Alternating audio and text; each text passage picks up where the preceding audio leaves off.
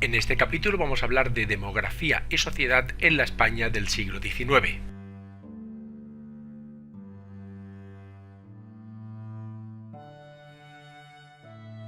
Y empezaremos hablando del aumento de población que experimentó nuestro país.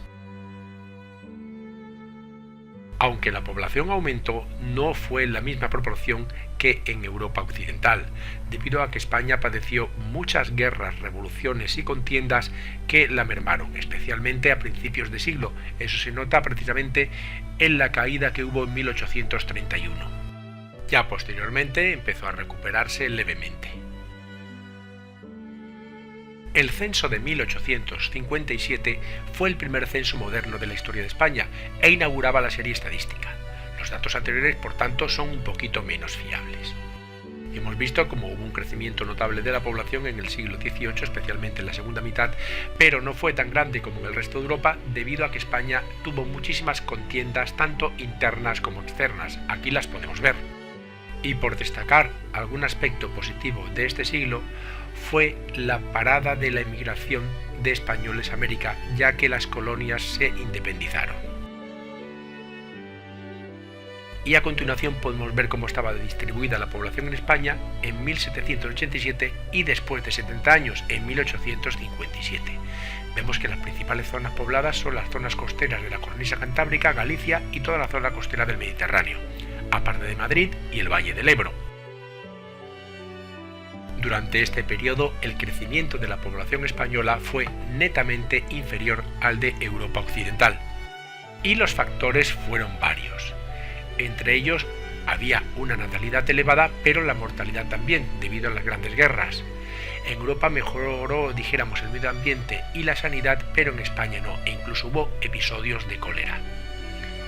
La crisis de subsistencia, es decir, unas malas cosechas, impactaron mucho en el crecimiento vegetativo de la población y además al final volvió España a emigrar, sobre todo a la Argelia francesa y a la América como principales destinos. Vemos en la derecha el crecimiento de la población de diferentes países europeos comparados con España, como es netamente superior. Y en este mapa comparativo entre 1857 y 1900 vemos como sí que ha habido ya un mayor aumento de la población y sigue, lógicamente, en las zonas costeras, tanto del norte como del Mediterráneo, y sobre todo Madrid, que experimenta un gran auge como capital de España.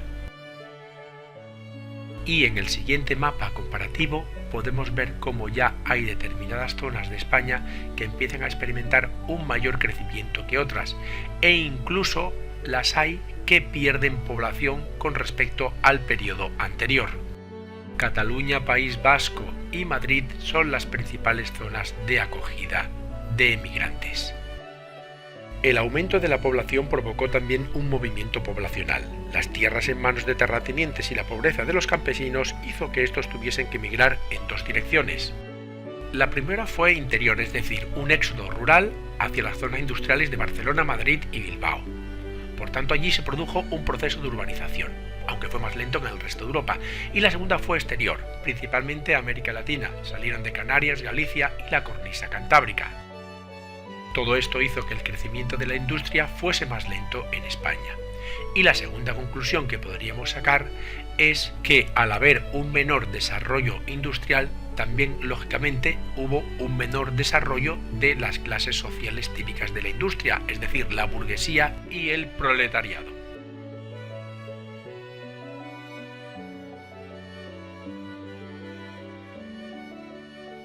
Analicemos ahora en profundidad el gran cambio social que se produjo.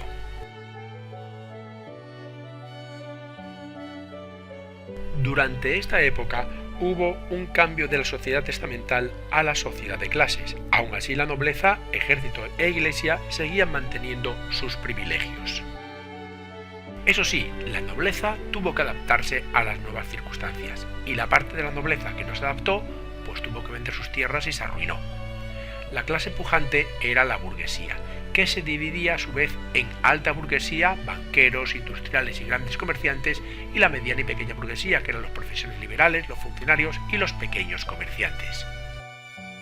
Y en el otro lado de la balanza teníamos por una parte los agricultores, que eran el 70% de la población, y se dividían en tres zonas geográficas. Los del norte eran propietarios de pequeñas tierras que apenas alcanzaban para sobrevivir, los del sur eran meros jornaleros de latifundistas y los del este sí que eran propietarios de superficies ya medianas que empezaron a tener mayor rentabilidad.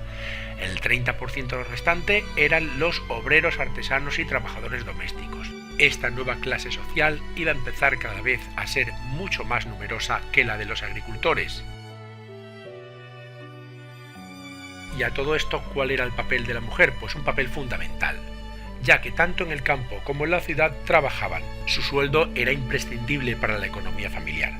Las mujeres burguesas eran las que no trabajaban, se ocupaban de la familia y de los hijos. Y si llegaban a tener mucho dinero, eran unas criadas las que se encargaban de la familia y los hijos.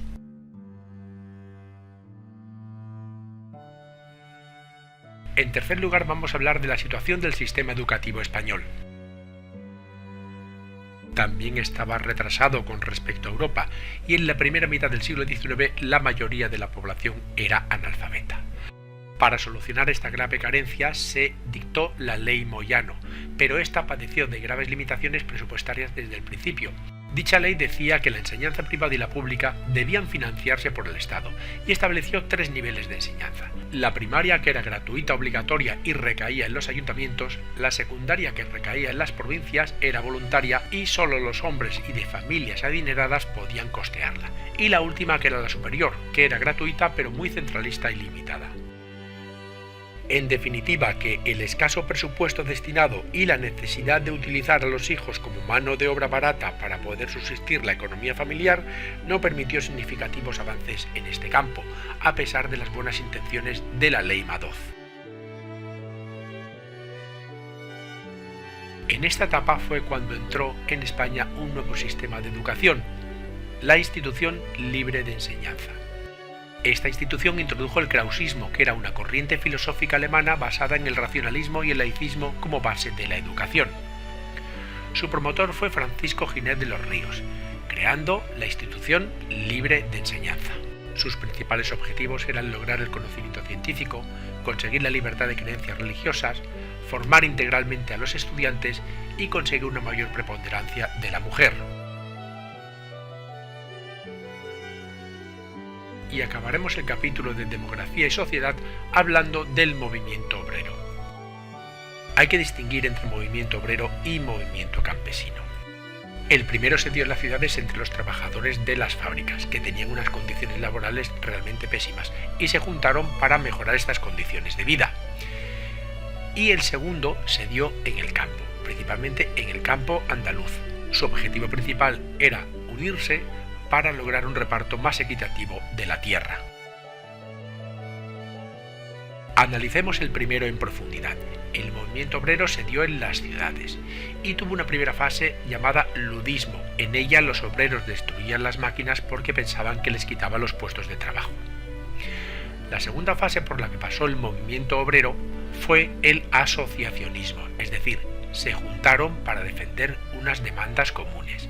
La primera organización sindical fue la Asociación de Tejedores de Barcelona en 1840, pero fueron clausuradas porque estaban prohibidas. Y la tercera fue la huelga, que fue el principal instrumento de presión. La primera también en 1855 ocurrió en Barcelona.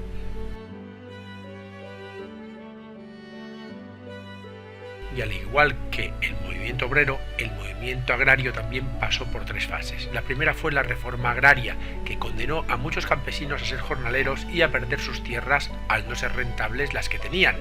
Los salarios eran muy bajos y el trabajo era temporal.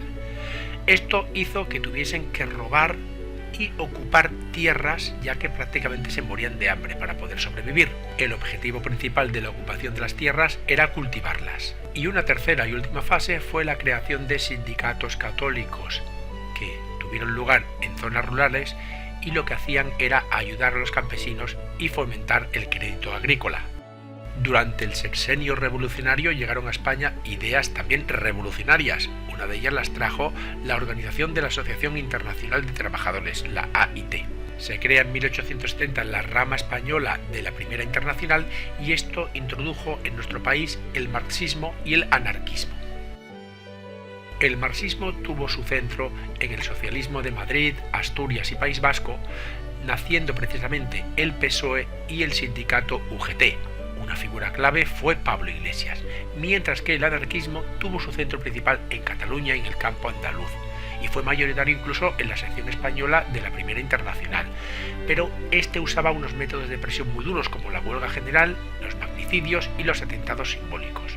En 1870 se fundó en Andalucía la Mano Negra y en 1910 la CNT en Barcelona. Y esto ha sido todo. Muchas gracias por escucharme y espero que te haya servido de ayuda. Para más información entra en yucam.com.